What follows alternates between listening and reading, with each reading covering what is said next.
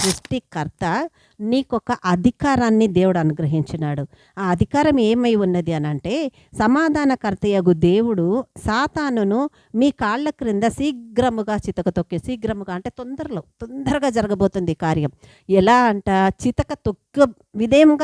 చితక దొక్కే విధముగా దేవుడు మనల్ని కనపరుస్తున్నాడండి. ఆ ధన్యత దేవుడు అనుగ్రహిస్తున్నాడు. అది ఎప్పుడు ఎవరు ఇస్తున్నారు నీకు? నువ్వు తెలుసుకోవాల్సింది, నీ సమస్యలకు కారణమైన వాడిని నువ్వు చితక దొక్కాలన్నా, నీ పిల్లలు దారి తప్పడానికి కారణమైన వాడిని నువ్వు చితక త్రొక్కాలన్నా, నీ సమస్యలకు మూల పురుషుడైపోయి నీ ఇంటిలో సమస్యలు కలుగజేస్తూ, నీ ఒంటిలో అస్వస్థత బలహీనతలు కలుగజేస్తూ, నీకు నెమ్మది మనశ్శాంతి లేకుండా చేస్తున్నవాడు చితక ద్రొక్కబడాలన్నా ఆ అధికారం ఎవరి వల్ల నువ్వు పొందుకోవాలా?